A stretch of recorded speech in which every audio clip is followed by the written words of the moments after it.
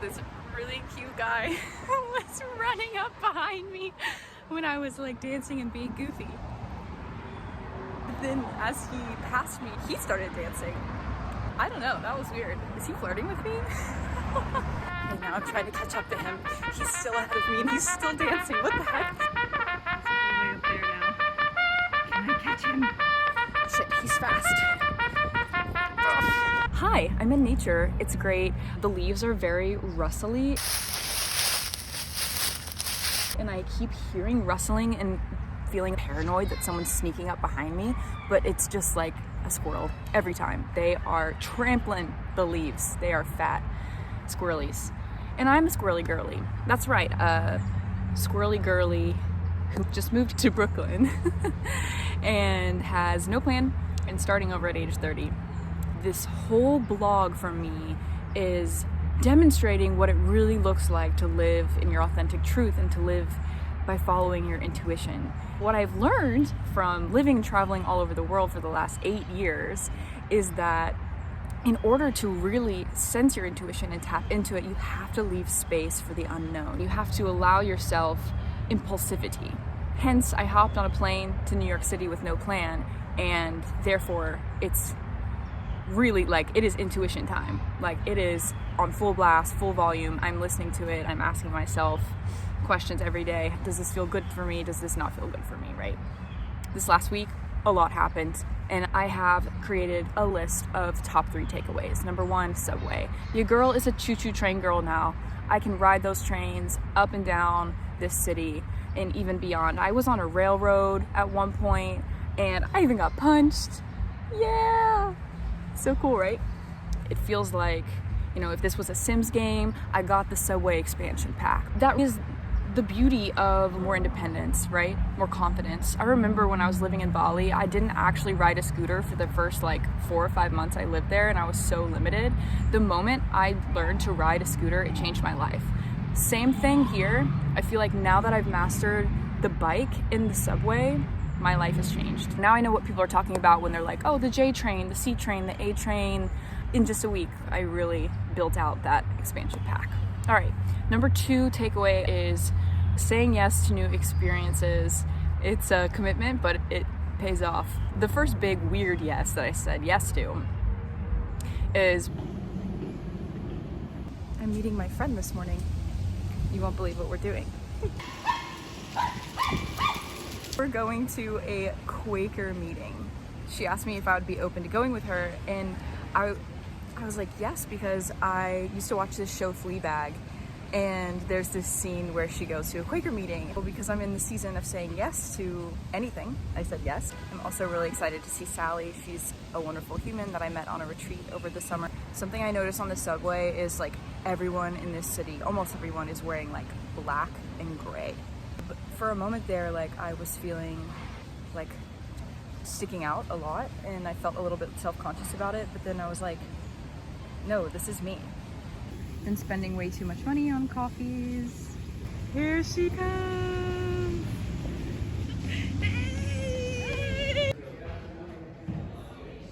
What is a Quaker meeting? Well, you sit in a church with a congregation and you sit in silence for an hour. Everyone calls each other friends. So if a friend feels compelled, if a friend feels spirit moving through them to convey a message to the congregation, then that friend goes forward to the microphone and shares. I grew up in the Catholic Church. It's mostly the priest leading the mass, and then everything is very rigid, follows a structure. There's really no room for someone to just stand up and be like, Spirit's telling me that we should all love each other more. It's confidential, so I can't share what some people spoke to, but a few of the messages were really touching. A couple of them were concerning, but it was an interesting experience nonetheless, and I'm glad that I said yes. Would I go back? Potentially. I mean, there were people there of all ages. Because I heard directly from the congregation, I felt more connected. Some guy shared something and I was like, wow, I'm going through that too. So that was really interesting. I went to a Quaker meeting, said yes to that, and then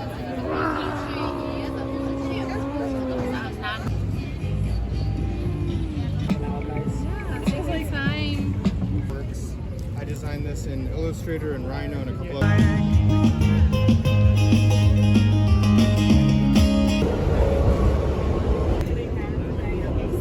I also said yes to a yin yoga class that included cupping. Cupping is traditional Chinese medicine where they put these cups on your back and they suck the air out of the cup so it creates a vacuum, and then it makes all of your blood rush to that area, and then I'm pretty sure it also like breaks your blood vessels and stuff. It was very uncomfortable because imagine this great amount of pressure in a concentrated area on your back as it's being sucked, and your skin gets sucked up into the cup. It's supposed to help with muscle tightness. It's supposed to help if you have like the first symptoms of a cold. I was talking about this with that doctor that I've been working with over the last week. In traditional Chinese medicine, they believe that bacteria, colds, that icky energy enters through your neck and your back if it's exposed to cold. When we do the cupping on the back, it's to bring more warmth and blood and circulation to that area. And it really reminded me of my ex-boyfriend in Indonesia, because anytime that he would get masuk angin, that means like feeling a bit under the weather. It literally means enter the wind. If you have masuk angin, usually in Indonesia what they do, and they're very heavily influenced by the Chinese in this way, they do gua sha on your back. So he would have me take a coin and put some eucalyptus oil on his back and scrape the shit out of his back until it bruised him. And honestly, he always got better within like 24 hours. It's crazy. So I was in this yin yoga cupping class and thinking about how I used to scrape my ex's back. Anyway, I also attended a creative writing meetup. Wasn't my fave, but the good thing about being in New York City is there's 10 of these groups meeting on any given night. Looking forward to attending more and experiencing different varieties, hopefully finding the right fit for me. And then a guy asked for my number and I said yes. This is the thing. I give him major credit because I was just sitting at a cafe, minding my own business on my laptop, and he came over and just started striking up a conversation. He asked me 100 questions about myself. We love a man that can ask questions and is curious about you. And he was traditionally good looking, I would say. Although I was sitting and he was standing, and it was really hard for me to tell if he was a short king or not. I think he was a short king. That being said, my sister's always reminding me, look, if mom didn't give her short king a chance, then none of us would exist. And you have to have an open mind if you know that you yourself have come from a short king, right? But anyway, he was very nice, got my number, didn't end up texting him back, but having a big say yes energy does not equate to chasing energy. Am I right, ladies? He's fast. Shall we transition to the third takeaway? That was a long one. As a recap, that was saying yes to new opportunities and expanding outside of the known, right? Last takeaway, I will set the scene for you. Another morning at the yoga studio, a woman was telling the instructor how she had just seen this off-Broadway musical called Prince Efsler. It was a play that imagines Britain's Prince George 10 years in the future as a gay man. And she said that it was phenomenal. I was eavesdropping and I kind of chipped in and I was like, oh, wow, I'd love to see it. How do you spell Efsler so I can look it up? And she looked at me and she was like all puzzled. And the instructor as well was looking at me like, are you joking? And I was like, what? She said, I mean, it's formally called Prince F-A-G-G-O-T. But you know, that word's canceled. So instead we say F-slur. Oh, right. That's when the comparison spiral really kicked in. What if I'm not woke enough for New York City? Smart enough or cool enough? Number 3 is the comparison game. Suddenly, it's all I could see around me, I swear. I just keep seeing all these young Brooklynites who are so hot, they're so woke, and they're so talented. It's actually really ridiculous how cool everyone looks constantly, and they're also all wearing like thrifted hobo clothes and somehow pulling it off and looking effortlessly awesome. What I've also observed is that they have this I don't give an F attitude, and at first it's a bit confronting. I've also found a relief in that. I'll give you an example.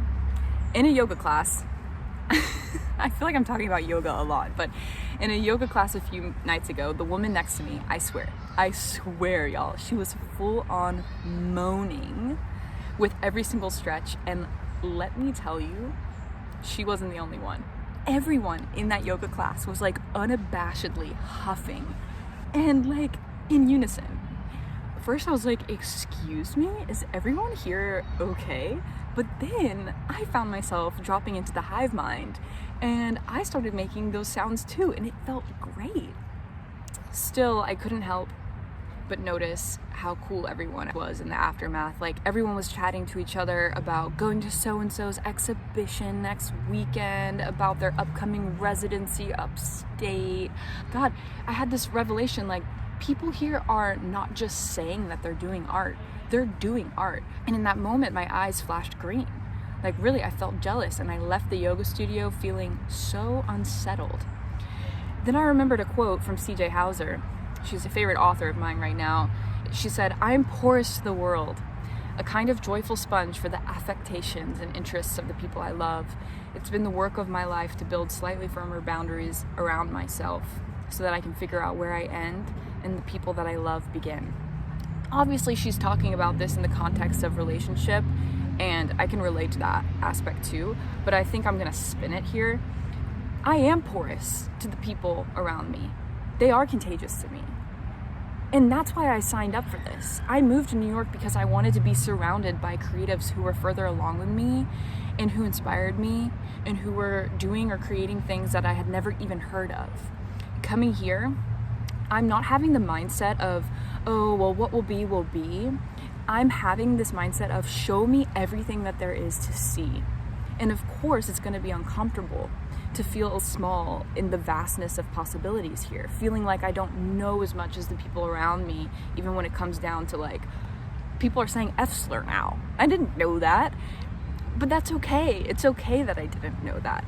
I did this on purpose. Like, I moved here to be in a bigger fish tank, which means that there's more room for this little goldfish to grow. Also, it's okay to ask for help if that's what I need. For example, like, last weekend, I met my friend down at the Quaker meeting, and beforehand, I called her.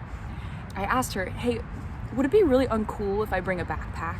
And she laughed and she said, what do you mean? You're in New York now. There's no such thing as normal. And that is the ultimate permission slip, my people. Remember how I said this week tested my intuition? I said that at the beginning. Here's what I mean. I swear, and I think if you're a woman, you especially relate to this, there is 1 week a month that just doesn't feel good. It doesn't feel good. It's usually the week leading up to my cycle, and it's usually around the new moon, okay? And we just had a big, fat, juicy new moon in Libra. And I'm telling you, without fail, the new moon always shows me what is not serving me anymore and what I need to clear. And that was the trickiest part of my week. In the past, I've really struggled with people pleasing and conflict avoidant behaviors, and at my own cost. And I really mean that, at my own expense, like money. For example, just this past August, my mom and sister hooked me up with their favorite hairdresser. But the appointment was an absolute debacle, okay? She was way behind schedule. It took 5 hours because the color came out wrong twice. And she rushed the haircut at the end because I was so late for work. Ended up charging me $75 for the haircut, plus the coloring and all of that. And I just smiled. I said, I love it. And I ended up tipping her 20%. And you know, a few days later, when my hair color turned super bizarre, I went back and she blamed my shampoo and then she blamed the tap water. She fixed it and charged me extra for the color correction. All I did was smile, tip her another 20%, and just walk out with my blood boiling. I vented to my dad about it and he said, do you think maybe you just can't afford her? And I was like, I can't afford her. But also, more than that, I never even spoke up. This was in August, like not even 3 months ago, okay? So just to like illustrate, this is a serious issue in my life, okay? I have a weakness for people pleasing. But this week has shown me that when I choose to speak up with honesty, the right people will acknowledge and even celebrate that.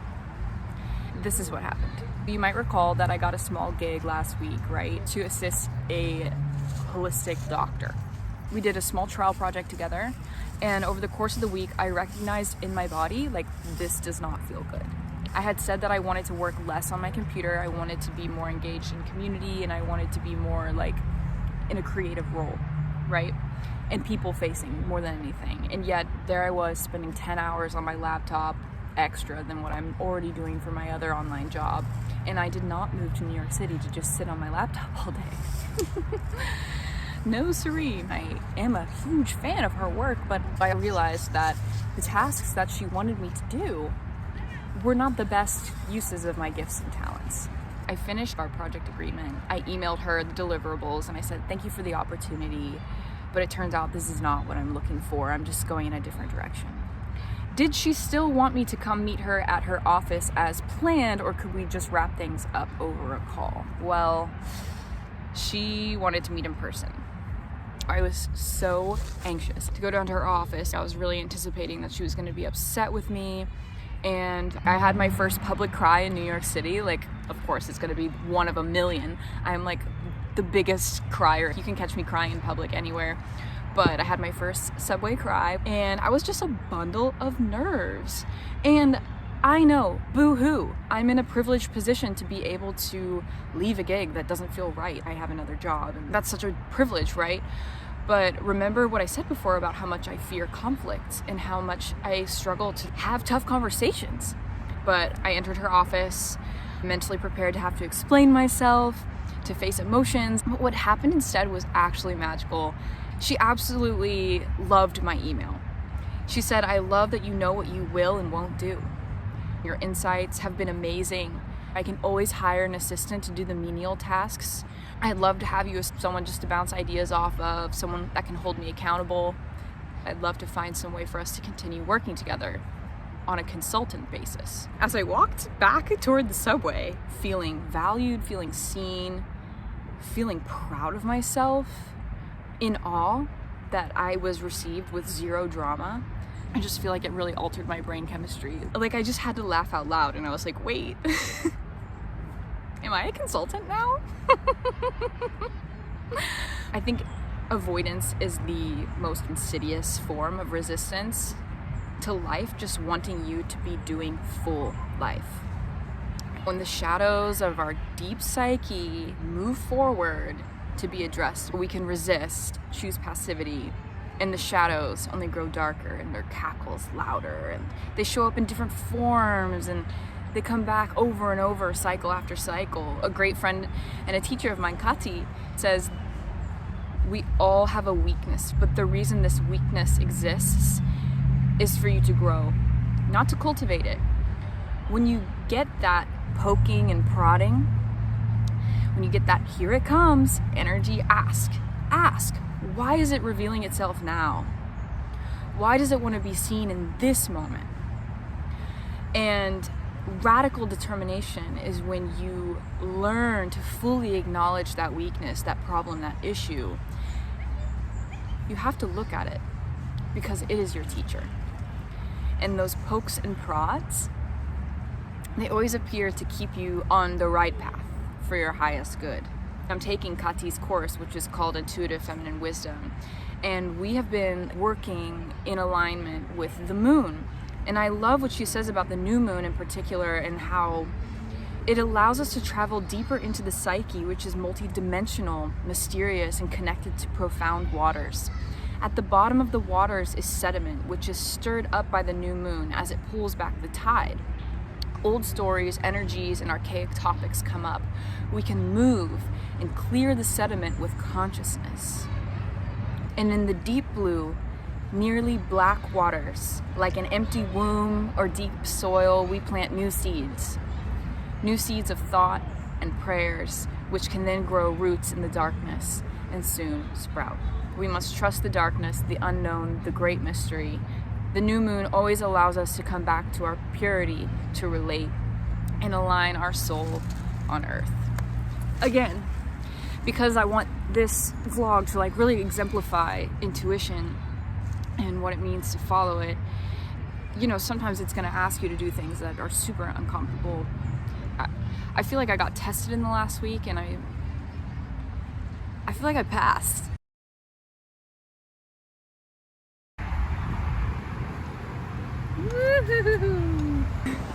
Oh my god, wait, look at this view. What the heck?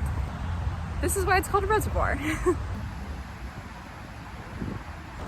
Sometimes when I'm out in nature, I have really poetic thoughts. I biked through a bunch of falling leaves and I was like, ah, nature's confetti. Wow. I'm loving the light. Yo, nature is so pretty. This actually reminds me so much of Dr. Seuss. Look at these little puff wands. I had to stop and look at this. Nature is insane.